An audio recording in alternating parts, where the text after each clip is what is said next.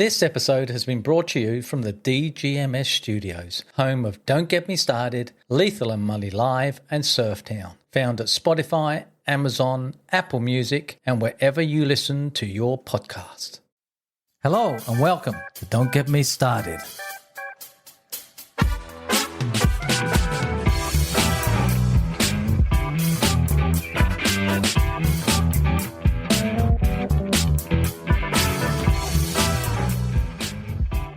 It's the mother of all podcasts with Keith and Lee. Hi, I'm Lee. And I'm Keith. So I'm excited to be back in the studio. Keith and I have been missing in action for a few weeks. Exciting to be back. I've walked in and I've totally lit up the studio, brought her back to life. I'm sitting here looking across from me at old Keith with his big beaming face. And it's like a filter. Coming back, it's like a bit of magenta. It's like a splash of cobalt blue and a little sprinkling of cinnamon. And I'm looking over at Mully and he's back. Mully, how was your trip, mate? It was amazing, and thank you very much for that warm welcome. I'm feeling somewhat loved, and I just lament because back in the day, whenever you introduced me, you always would put in a little jab about the way I dress or how I look. What are you getting soft and sentimental in your old age? Now all I get is compliments, which was nice. Thank you. Well, I was going to say, and sitting opposite me is Mully with his favourite blue feather boa, his pink shirt and his Woman Day magazine. He's back. Oh, I actually brought Woman's Day one time. Did I ever tell you this? You did, many times. Well, stop me if I have. Okay, I'll stop you. You have. No, but the viewers might find this interesting because particularly... Viewers? Listeners. People overseas may not know, but in Australia we have a very prominent women's magazine called Woman's Day. I don't know if it still comes out, but anyway, it was available every Monday for decades. And it would have things in there like how to knit a winter jumper or a jersey and how to stir your tea properly and all these sort of homemaking skills. But what happened, and this is going back quite a few years now, is that Sarah Ferguson, Fergie, one of the so-called royal families, married to one of the so-called princes, who was second in line to the throne of England, was photographed swimming in a pool, topless, and during the frolics that they were enjoying in that illicit little embrace, she was sucking his toe, and this was all photographed. He was sucking her toe. Well, you know, do you? Well, now I know that the so-called royals of Europe have been jumping in and out of each other's beds for hundreds of years. It haven't been around that long. So this was like a modern scandal that now the press has got hold of, and instead of being a rumour that people would have heard about 100 years ago, you could actually see photographs of it in the magazine. And the only magazine that had it was Woman's Day. And of course, you know, I'm not a royalist at all. I'm a raging Republican. So here's news of their true behaviour being exposed to all us unwashed masses, and I'm stoked. So I raced out and bought Woman's Day. Yeah, you bought multiple, I reckon. And I'm flicking through all the cake recipes, you know, where are the photographs? Where are the photographs? And there she was, Fergie topless, having the time of her life. And she didn't look like she was miserable about it at all. She had a big grin on her face. Oh, don't take me there.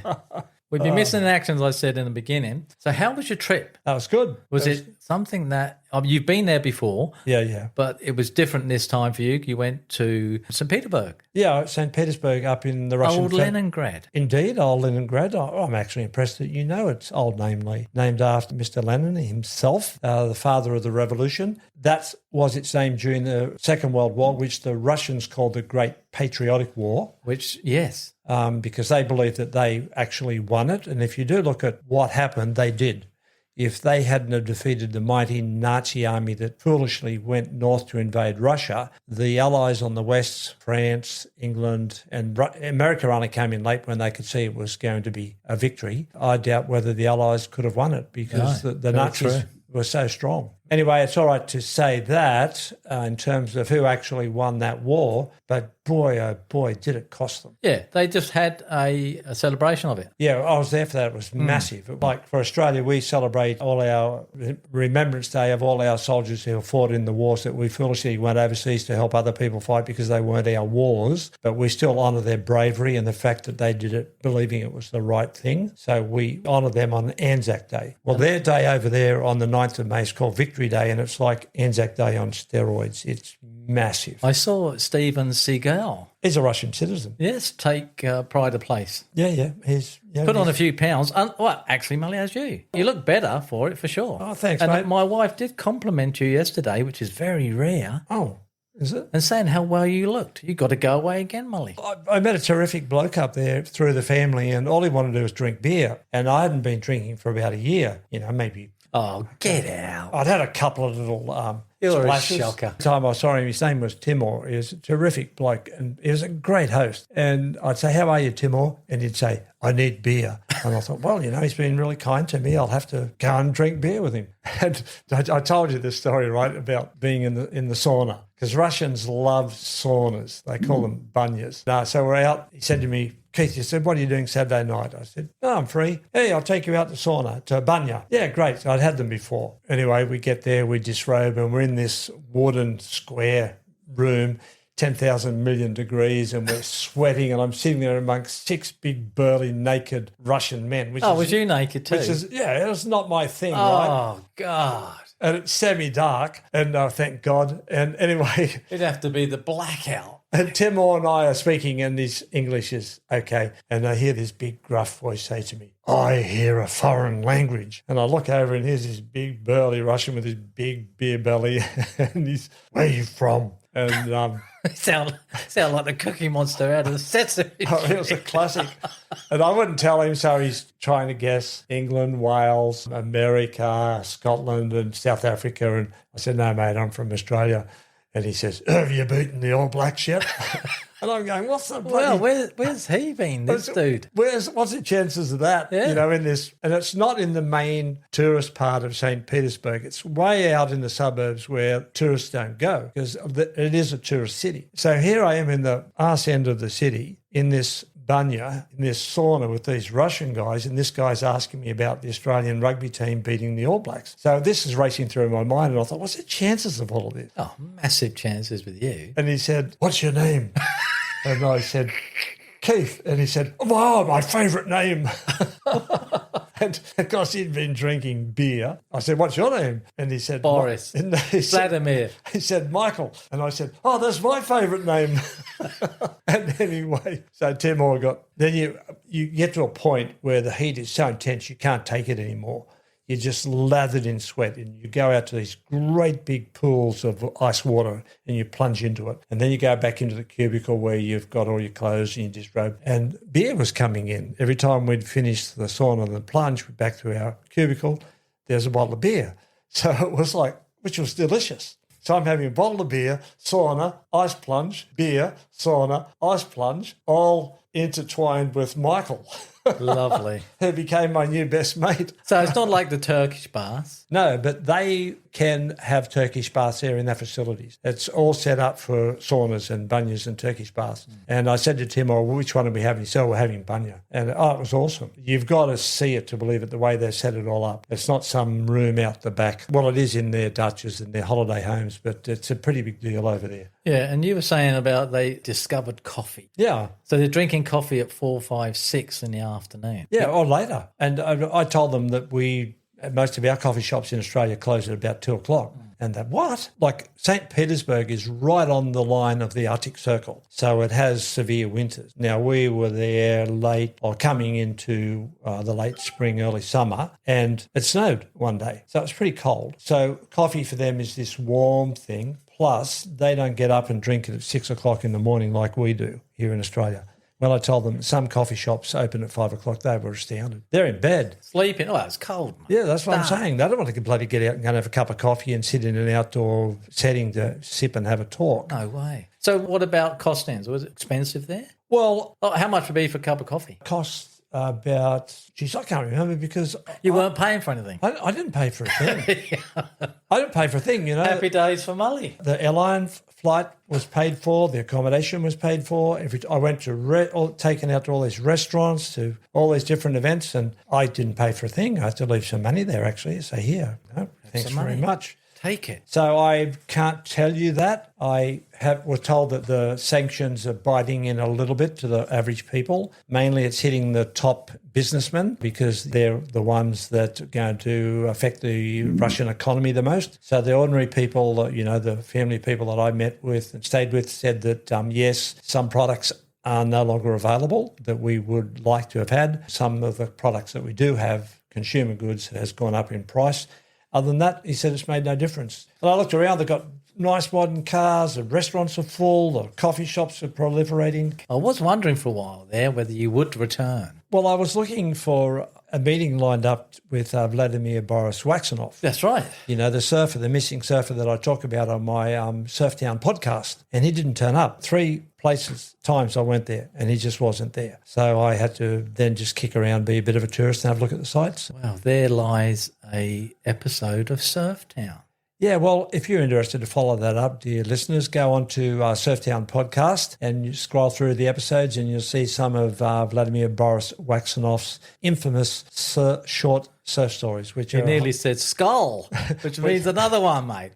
So back to why I'm looking so good. It's all the beer that I drank. Good on you, mate. It was good to have you back. And did I have a vodka? Yes, I did. Again, I was in this restaurant and there's this guy sitting next to me, another big jovial rotund Russian who spoke very good English, and he said to me, Keith, I went, yes. Do you know who Terry Pratchett is? And I went, yes, the English author. My favourite author. Have you read one of his books, Just a Minute or In a Minute or something? I don't know. I'm not familiar with Pratchett's books. I haven't read them. And I said, no. Oh, he said, so funny. You should read it. I'm looking at this guy. So that's what's really surprised me about Russians from an Australian point of view. We kind of think of them, well, we don't think much about them at all, except that they live in this country up the top of the world that's grey and everything's Soviet and commos and all this sort of thing. And we don't realise that their families, they love their children, their grass is green, they go to work, they have all the same quality of life, concerns of life that we do. So, and they're very aware of culture. Of course, they're very rich in their own with their famous chess players, their ballet, their musicians, their writers, their poets, but they're into popular culture as well. So when they talk to you about our Western pop culture, it's a bit of a, what's going on? But you know Pushkin. Yes. Which is one of their poets. Yeah, well, I had a photo taken next to the statue of him that's in one of their metro stations, underground train stations, which are amazing. If you go to St. Petersburg, you should see them. They're like museums. Yeah, I'd like to. The photos you sent were pretty cool. So he was an amazing guy. His story was he was a fisherman up in Murmansk, which is way up at the northern coast of Russia, well into the Arctic Circle. Next stop is the North Pole. And he was a fisherman. And he went out on these big trawlers and he showed me some videos. It was wild. Oh, I thought he was talking about Pushkin for a second there. No. This was Pushkin's passed on. Yeah, obviously. This was the second big beer-bellied bloke that I ran into in the restaurant. So he was a ton of fun too. And anyway, he didn't want to drink beer. He wanted to drink vodka. And you had a vodka? I had the one. He had 3. Just straight? Yeah. Wow. Actually, it's easier. I'm not a spirits drinker, so I'm not familiar. I can't speak about what any of this stuff is like, but the vodka that I've had up there has been creamy and very easy just to drink straight, kind of thick. So he said, come on, Keith, we'll have a couple. I'm like, oh, no, not a couple, thanks, just the one.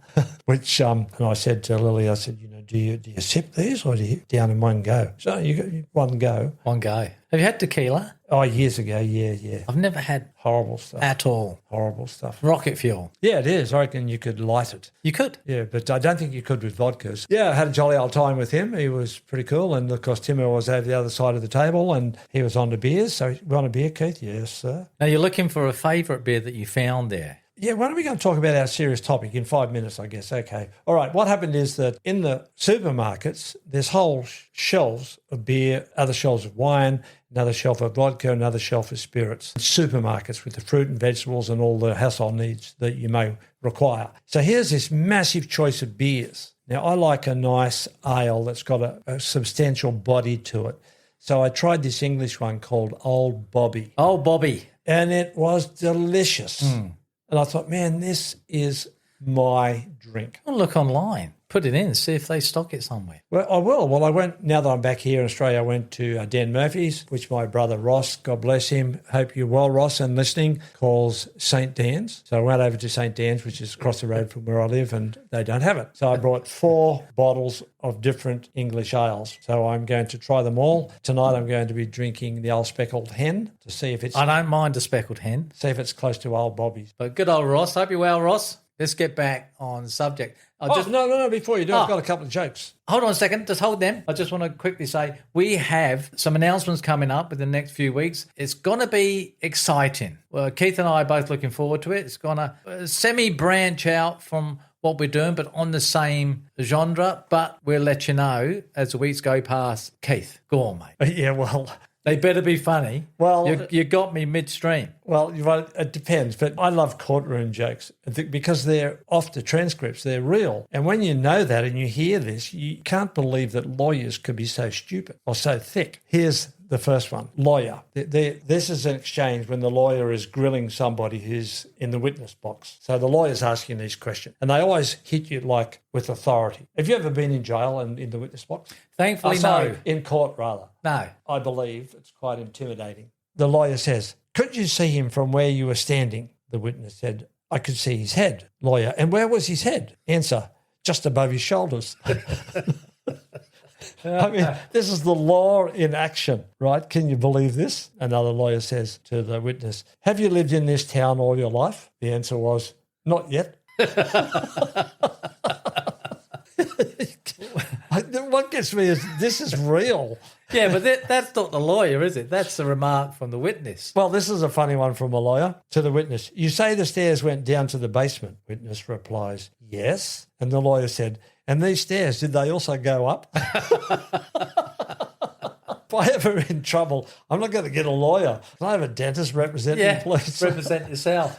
Can't believe it.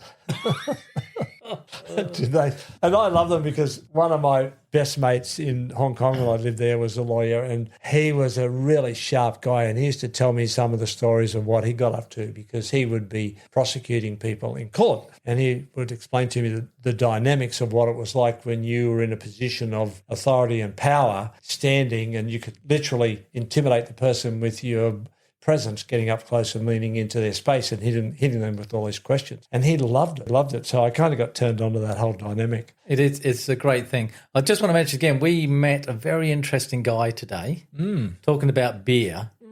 Ben. Yeah. Now, he's a plumber. Yep. And he makes beer, and there's a beer club.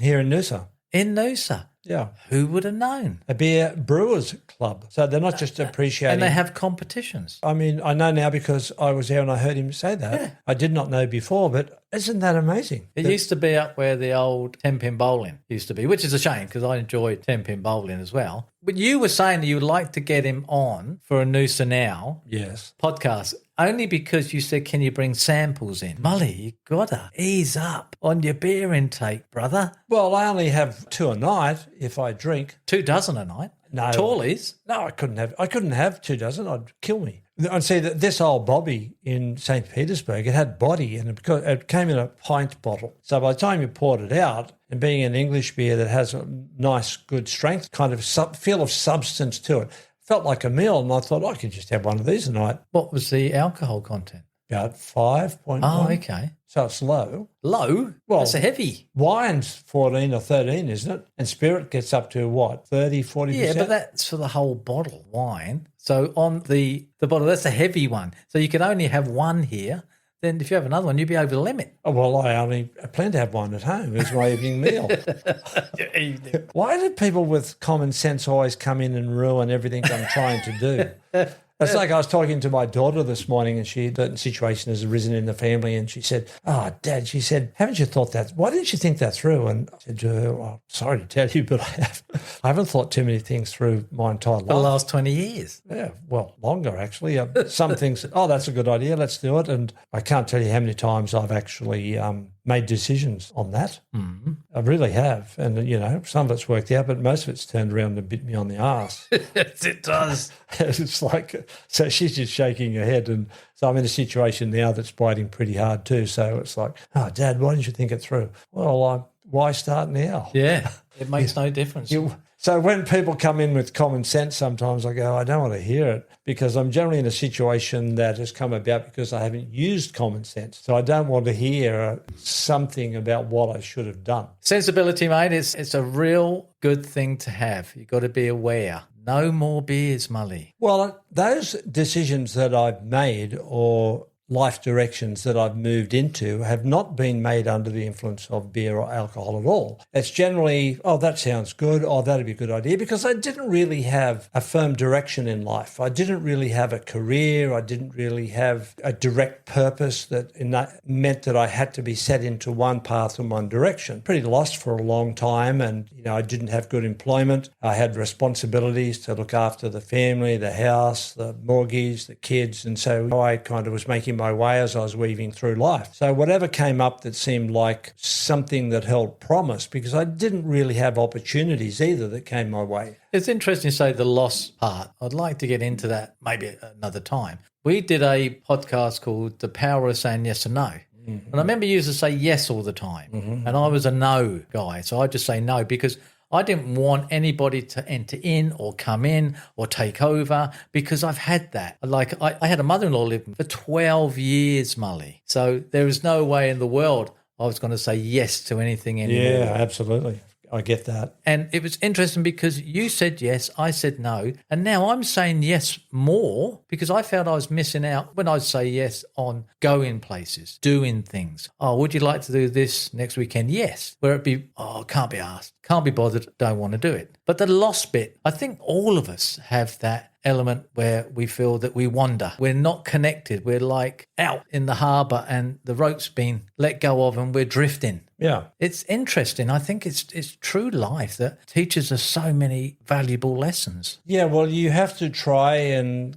get some value out of it, because you can find yourself in a situation where the circumstances around you are buffeting you to the point where you lose your footing. And just like, well, where am I going? Who am I? I know I've got to work to earn money to keep the family bills happy, but where are we going as a family? Where am I going? You can be pushed around, which is what happened quite a lot. I found myself in circumstances where that was the reality that we and I were living in. And so you have to look around and say, well, okay, I know I've got to get out of this to mean get out of the situation or that direction I'm going in, but what can I learn from it is the best way to kind of take it in afterwards. So was you positive through it all? You have to be. You have to be, because sometimes the circumstances and the situation is so overwhelming that if you're not positive, you'll sink or you'll slip into depression. You've got to be strong mentally. Yep. That doesn't mean that you're actually fundamentally happy. It means that you have to put on a brave face. Now, it may be pretending, but you have to do it, and you have to start to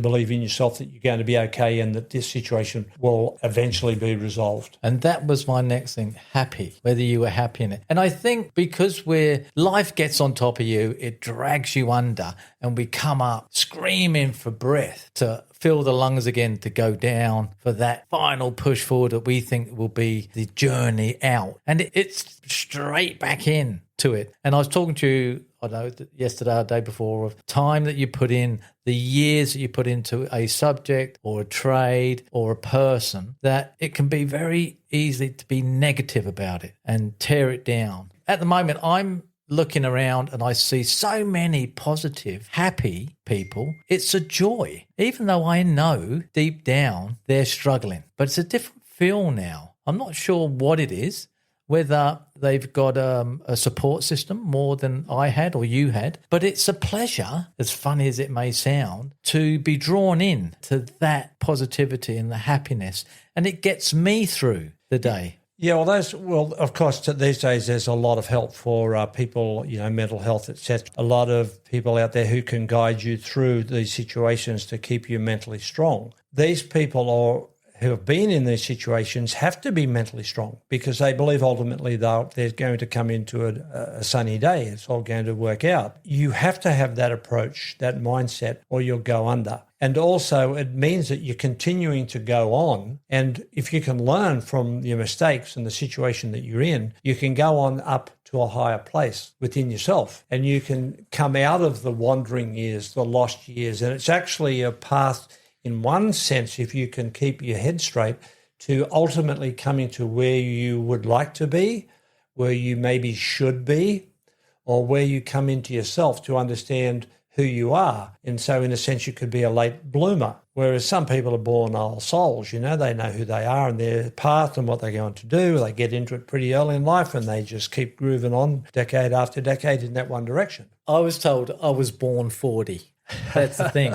Now, Mully, are you still lost? No, because I've come through a lot of this and I still make mistakes and still don't think a lot of things through. Come into a place in my life where I fully understand who I am. I like who I am. I accept who I am. And That's the thing. Yeah, it's been quite amazing to do that. And I've also discovered a lot of things about myself that I didn't know. So, which is a pretty cool thing because you then have a lot more peace about yourself. You know who you are, you know what you like and you don't like, and there's a contentment that comes with that. I've always said not lived a big life, you're living a big life. And I've known you for over 3 decades now, and I admire some of the things you do because I just go, only Mully could do that. Well, I try and turn it into an adventure rather than a disaster. Oh, it's a massive adventure. It's huge, Mully. Thanks, Lee. Thanks, mate. It is. It's a really good thing. And I'm looking at the time now, and we've passed out on our subject. We've been nearly 31 minutes. So, well, the subject that we're going to talk about actually kind of relates to where we've landed in this, because I wanted to talk about what it is like in your life when all your support systems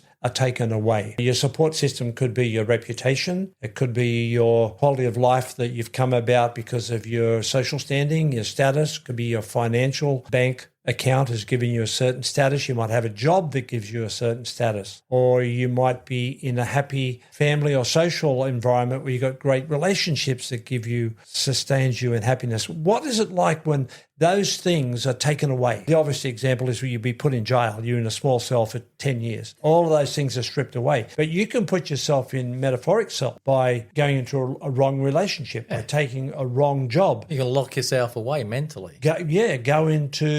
Move to the wrong city, into some area that's not what you should be doing, that's causing you a lot of angst. I mean, I've taken a job, I don't want to tell you what happened. Shouldn't have done it, I tell you. So is that just poor decision making, though? Well, I told you I hadn't not got a good history of thinking things through, so absolutely is. You don't want to know the half of it. I think not all of us, I think most of us have been there in some element that you've just mentioned. Yeah. So I remember going through a bad stage where, well, it's my fault, my decisions, and I had to leave. And I just walked out with the clothes on my back and everything was lost. And to build up from that, it taught me heaps of lessons, and it will make you a different person. Yes. And it has made me a different person. And it's also made me not covet things so much. Yes. Or a status symbol of who or what I have, what car I drive. So I know people that are very, very wealthy and you wouldn't know. They live life very simply. Well, there's a bit of an urban myth that rich people are miserable and unhappy, but my experience is that you would rather be you'd rather be rich and see if you are miserable instead of being poor and miserable. Yeah, well, that's what you're saying. Well, no, what I'm going to say is most of the rich people that I've met are quite happy and they've got it together. Now, I've seen some, of course, who aren't, but I have a lot of people who are wealthy financially, pretty smart people, and they've got a lot going for them, and I quite like their company. Whereas I know a lot of poor people as well, and they're miserable pain in the ass. And I've lived in both worlds. I've had money and lost money, and my mother came from a very wealthy family. My father came from a very poor family. He was given away as a child when he was 12. He couldn't read or write. His parents divorced, etc. So I grew up in both camps. So I'm comfortable in both camps, and through my life I've met people from all those different levels of society, and it's been quite an experience. I think I've met all, again, very wealthy, not only men but women as well in their own right, and it's a juxtaposition of some are very happy, some are miserable, some take their own lives, and some are embarrassed. And they don't want to be known to be rich for the remarks that they get, the rich so-and-so, and Oh, yeah, he's got plenty of money. He doesn't care. He could give a toss. Look at him in his big house. There was one guy in the UK. His name was Chris Seymour Prosser. Such a nice guy. You wouldn't know he was a multi-millionaire. He was down to earth and he spoke like this. Hello, Lee. It's Chris Seymour Prosser here. If you're out there, Chris, and for some reason you're listening to this, contact us, mate. I'd love to catch up with you. You're one hell of a guy. There you go. But the nice guy, the nicest guy. And you wouldn't know. You wouldn't know he minted. And I bet you he's content within himself. He knows who he is. He knows about life. He's probably well-read. He's just a nice guy. He's just a nice guy. Yeah, I did a job for a guy one time. He turned up in a Ferrari. And I remember this story. And he had a trailer on the back. It was a bright green Ferrari. It was the most ostentatious. Had a trailer on the back full of kids' bikes. And, there's no glamour in it except the front, which was the Ferrari. And he got out and he bounded up, dressed ordinarily, terrific bloke, shook my hand. Kids, get the bikes out, kids, off you go. See you later. He was a hoot. And so he was down to earth and he was enjoying his financial wealth. And I thought, good on you, mate. Obviously, he loved his car. I'm sure there's plenty of times when the trailer wasn't on the back. But who would have thought you'd hitch up a trailer? But a green. Bright green. Lime green. You couldn't miss it. Well, Gemma's talking about one of her clients' husband that has got 7 Ferraris. Why you would have 7 Ferraris, I wouldn't know. A Ferrari. There's other cars out there that are just as nice. I've never been a car man, Lee. Me neither. But I saw a movie when I was living in Hong Kong. It was a French movie. I think it was called The Untouchables or The Intouchables. It was about this invalid guy who was wealthy and he hired an African guy. Yeah. It's a French movie. Yeah, from the slums to be his personal assistant. Amazing movie. Yes, terrific. And there's a scene right at the beginning where he's driving the car. And he gets pulled over. By the copper, And he says to the invalid, he said, look, severely handicapped. So he pretended to dribble out of the mouth. Yeah. And the cop said, follow me. And he escorted him to the hospital. And as the car drove away, because they were in a Maserati, this thing purred. And I heard like the sexiest sound I've ever heard. I just thought, man, no wonder people love these things. So where I was staying in Hong Kong, the Maserati showroom was a couple of blocks away. And often when I had to go in that part of the suburb, I'd make a point of walking past and looking in the window. There it is. With your nose right up to the bars. It was called a San Marino or something like that. It's gorgeous sound. I'll never forget it. Other than that, I don't care about cars. Good on you, mate. Well, we've got to wrap this up. We can carry on. But Mully, welcome back. Thanks, Lee. Glad to be back in the studio. It feels like a happy place is back. As always, Mully, I'll leave you the last word. Well, thank you, Lee, for your warm welcome, and it is great to be back. I see that you've rearranged some things. Our studio is growing. There's gadgets and screens and lights and wires everywhere. It's looking terrific. Thanks for everything, mate. It's good to be back, and thanks for all our listeners who tune in faithfully every week. Big shout out to you all, and as always, thanks for tuning in and listening, and subscribe, share and like, and we'll see you next time. Hooroo. Thanks for listening to this episode of Don't Get Me Started with Keith and Lee. Don't forget to rate and review this podcast. To see more of Don't Get Me Started, jump onto our socials, follow us on Instagram at Lethal and Mully, Facebook and LinkedIn. If you would like to be a part of the show, email us on don'tgetmestarted2024@gmail.com. Until next time.